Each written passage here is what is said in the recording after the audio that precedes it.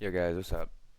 I just wanted to make a video regarding a question I've asked many times, and I've been asked if I can make this video, and that is regarding a fighter positioning guide and just overall team fighting, and kind of explaining how to play fighter in a team fight. Because even though I've discussed it slightly before, I've never actually went on an in-depth guide. And just to clarify, this is obviously a YouTube video that I've already uploaded, and I'm going to use this to really go over it because I think it's really hard. I mean, it's obviously I could just say it and speak on it, but it's much easier if I actually like have something like visually on the screen that shows what I'm talking about. But yeah, for the most part, this is literally just going to be a pretty quick guide on how to play a fight as a fighter, when you should be pushing forward, when you should be backing up, and like that type of thing. So I picked this video for a couple reasons. One being there's a lot of fighting in it. I'm pretty sure there's like 3 or 4 fights. Let me see. I know we have one fight somewhere around here. Let's see if I can find it. Alright, yeah, we have one right here where I go right to this door in a second. So like I hear, so obviously I'm not even sure if you guys can hear this, but this all starts off. I hear the Bard song, so I know there's people in here. Bam, I see them. And here, the first thing I do, I pull up my crossbow immediately. I pull up my crossbow. There are 3 people here. I go for a crossbow shot. This is pretty much what crossbow is good for over a longbow. Is you get one shot off. Obviously, if you hit it, I'm pretty sure I missed this one, but you get one strong shot off. They're starting the fight off at a big disadvantage, assuming you hit like a squishy, because you can easily do half their HP, and then you can push in. And my team comp that I'm running right here is a little bit different than most because we're obviously running like we're pretty much just running like a bruiser comp. It's We're playing a fighter, barbarian, bard, so our comp is literally just we all run at them for the most part. But yeah, generally this is gonna play the same in most compositions. The only time it's really not is if you're fighting a wizard and then you don't really want to push into them, especially after the buff. But yeah, like I was saying, I get a crossbow shot off. I miss it unfortunately. I'm blocking theirs. One key thing though is if you see like a ranger or range damage in general, which it'll come up in a minute, is you always want to put yourself in between the people that they can actually hurt. Like your bard or your barbarian that actually would take damage from a crossbow shot or from a ranger's arrows, you always want to be in between them so you're the one getting hit and not them. Or at the very least, make it much harder for them to get a shot off. You see, I'm just going on this bard. He fucked up his positioning. He didn't back up with his team enough. And right here, there's a cleric and a fighter on my right. I know this is where they are. However, I'm going for this bard, and if you notice, I'm gonna put myself kind of like in between him and his cleric because his cleric's over here on my right. Actually, can you? Okay, yeah, you guys can see my cursor.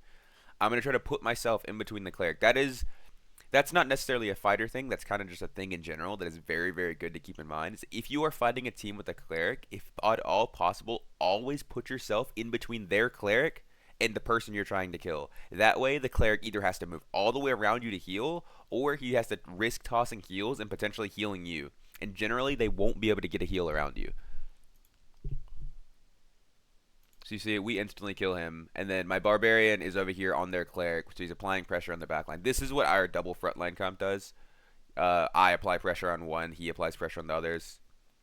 He gets the cleric, and then we just kill this fighter, pretty easy.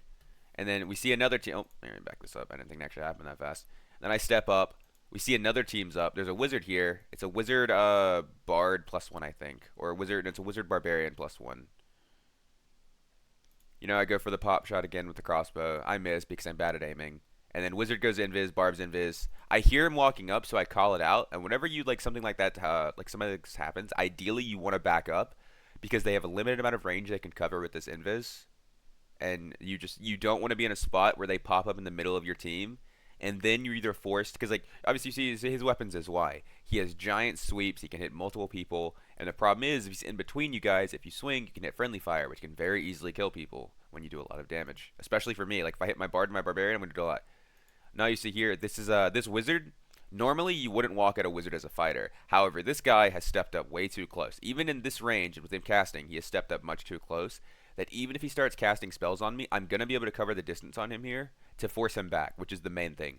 I know my teammates can kill their team. I mean, I know this is really like fucking hard to see. It's because it's kind of blurry as shit because I'm freeze framing at awful times. But I know my teammates can win the fight over here. that as long as I keep this wizard out of the fight, they're fine. And I know realistically he should not kill me because I have a shield and I have my second wind up, and I have all my buffs. But normally, you would prefer to have the barbarian running at him because no matter what, the wizard can never kill a barbarian. Like if we swap, the problem is here though is we can't really swap positions with ease, so we're kind of just like fitting into the roles that we have to fill. So he's running at their team. I'm gonna run at this wizard. You see, I'm using the terrain here to my advantage. Let me back that up. Right here, this guy runs at me. Crouch block for zap is always very important because it makes your hitbox much smaller. It makes it much harder for them to hit, especially from that angle. At best, they can either hit like your feet or the like the tip of your head. And generally speaking, most wizards are never gonna aim for that on at least the first one. After you block one or maybe even two, then they'll start aiming for your feet. However, you can generally block at least one zap if you go for the crouch block there. But then you see, like, this is a wizard. Even with me having, like, close distance on him, I'm still trying to play terrain because my goal isn't to kill him here. My goal is to stall him out while my team's going to kill the other people. I'm using terrain here, still going for blocks.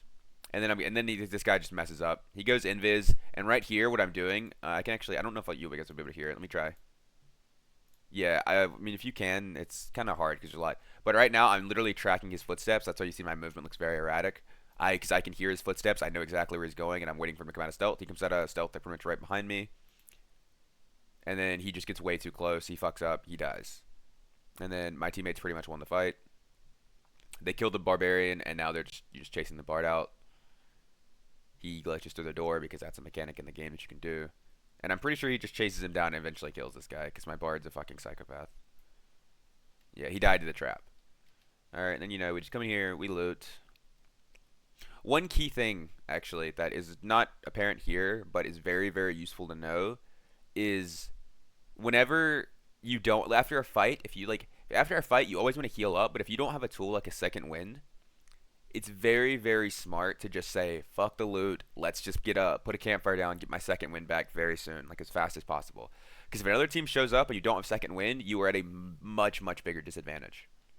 And it doesn't even take that long to get it. And as long as you're there, no one's going to come take your loot. It would be better to have someone come take your loot than come kill you and take your loot. Here, let me skip through. And then we have the big fight at the end in the coliseum, or the donut, I'm pretty sure. Yeah. So this is the fight. So this is fight. I'm pretty sure, actually, I'm 100% sure. I knew there was no wizards here, so I knew I could push out pretty much for free. And these guys are kind of fighting each other, so even if they shoot me, they're not really going to do much damage. But us being down here in this little hole is a really big disadvantage. So I want to push out here to apply pressure to allow my team to come out after me, so we can try to get a more advantageous position. Because being down there against a bunch of rangers doesn't do anything for us. You see this ranger here? I know where my team's at. My team's still behind me. This ranger's running away. I'm going to push him out. Obviously, I'm waiting. Well, I forgot on this fighter first. I go on this fighter. I apply a little bit of pressure on this fighter. I hit him a couple times. I don't think he dies. He gets like really low. Or maybe he does. Yeah, he dies here. So we kill this fighter because this fighter goes incredibly out of position. The bard then does the exact same thing. He's dead. And then this ranger that came in here, the one that I said I was going to chase out, he came back after he ran away earlier. Pull a torch so I can see him. I run at him. This right here is very, very important. A lot of people would see this guy and like, oh, I'll catch him and I'll kill him because there's a door up here that's very likely closed, and it's like if you get up there and that door is closed, he's dead. However, if you look at my team's health bar, my bard's losing HP, my barb's losing HP, and there was still at least one full team back in there. So the smart thing to do here is he runs up, he's running out, I turn around, I go back to the fight. Because my team's fighting and my team needs my help more than I need to kill that. Because killing that ranger doesn't really do much for us. He doesn't look like he's that geared, and it's just overall not going to help me. Then I see this team up here. My team was under there getting popping pots, healing up. And there's still one more ranger team. I missed my crossbow again because I actually cannot aim. And then I'm running up here. See, this is like, especially against melee heavy teams as fighter, you literally just want to rush in as soon as possible because whenever you're in the fight, they can't focus on anything else but you being in there. Like when I look at this, I'm in this spot. Look, he's turning, looking at me constantly. Literally has no idea. Turns and shoots me. The ranger's now sandwiched between me and like another team, and these guys just have to turn on me and start fighting me. They have literally no idea what's going on. I popped my second win here because I'm getting a little low. I didn't worry about dying, but it's always nice to be healthy. And then right here, this is the other thing. I'm just tanking two people. I know my team's handling shit right now. They're going to show up. Do I get super low here? Yes, but this is where the shield comes in handy. You can actually block. And this blocking probably saves me. I blocked two good attacks there. And then my team comes back up. And this right here is something else most people wouldn't do. Most people are like, I need to heal him out of the fight. However, I see he's in here, and they're all facing him. I know I can live at least another hit. Maybe two, depending on where they hit me. So I'm like, okay, I'm coming back in here. Cleric jumps down. I'm running after this guy. Cleric starts popping heals. I get two swings. Get a kill off on him. Now this right here is something that's kind of unfortunate, and they kind of change this a bit with timing. We literally kill everybody here, and there was some really, really good gear on the ground, but we just don't have time to loot this. Which was very, very unfortunate, because we get reds open. This is something that's also very key. This honestly could have got us killed, to be fair. Is if you see how like low the timer is, by this point you almost always want to have portals secured, or you want to be in the center of the room or center of the circle, knowing you're gonna get portals. We kind of got bailed out here by there being a three-way red up here. But yeah, this is something they've changed where they've added more time to hell, or more time to high rollers.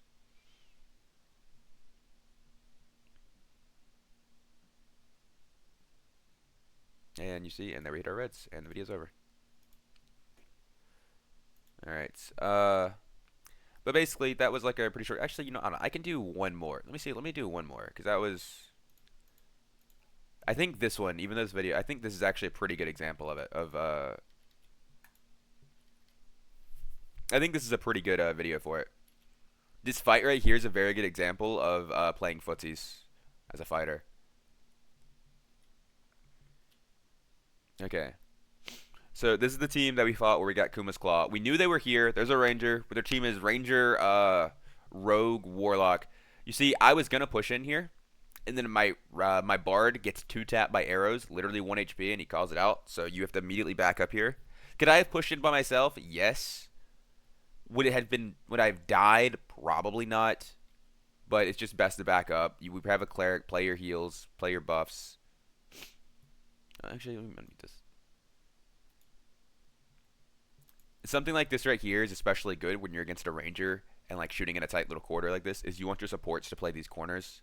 Like they don't ever need to step out. They're not providing anything if they step out. They don't have range damage. I'm really the only one.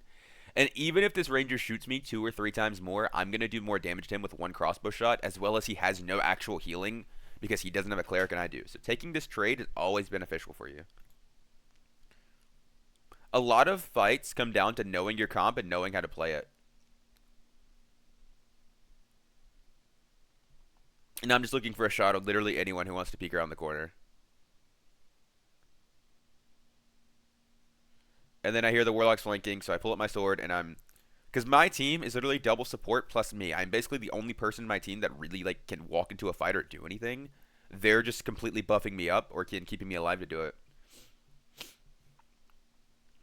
So something really big here is this Warlock. It's not just that the reason I'm running at him is not just because he's flanking or he got too close, but with them having Rangers, they can't really. If I'm chasing behind this Warlock, they don't really have a good angle to get shots off on me. Like you'll see it here. Like he's pushing in a tight area. His Rangers, like he gets a shot off on me, but he doesn't get a good one. And this right here, pretty much, like I see where this Ranger is. I see where this Rogue is.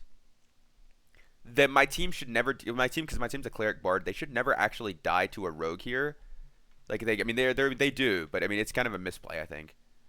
But yeah, like I see this Warlock. This was a misplay on my part.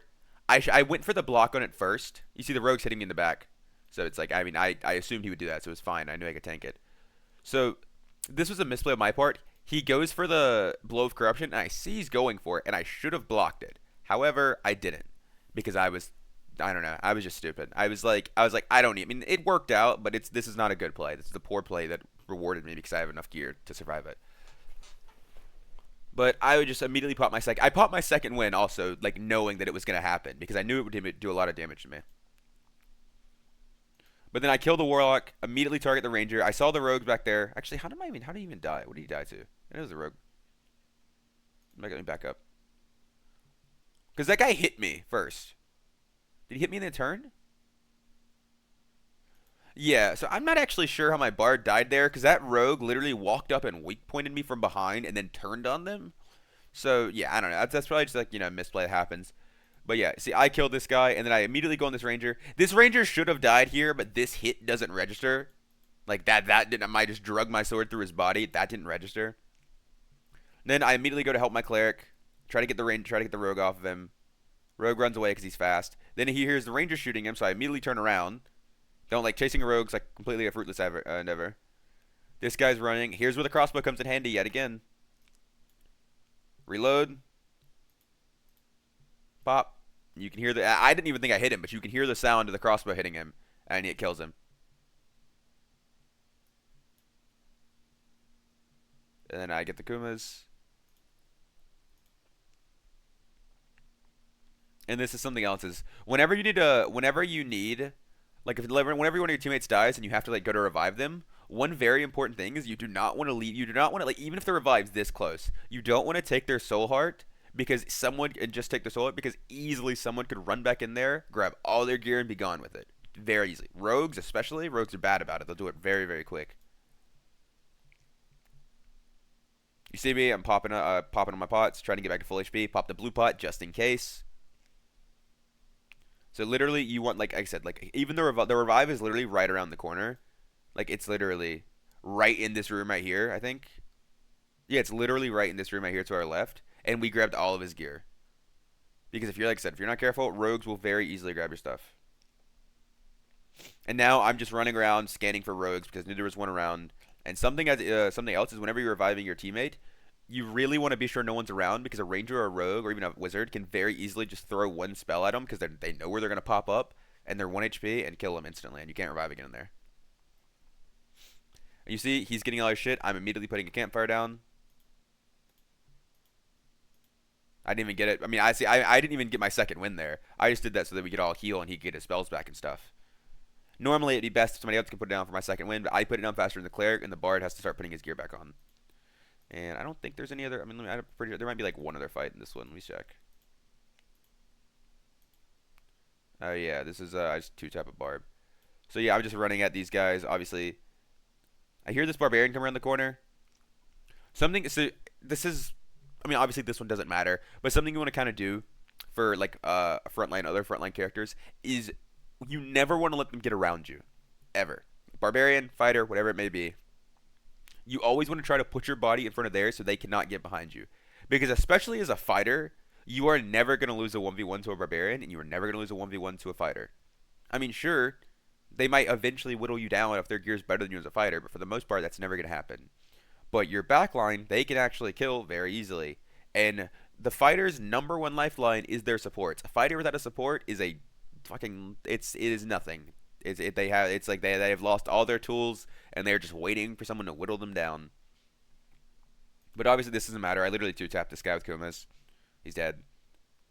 But yeah, that's just kind of how you want to play like fights. You always want to put yourself in front of people.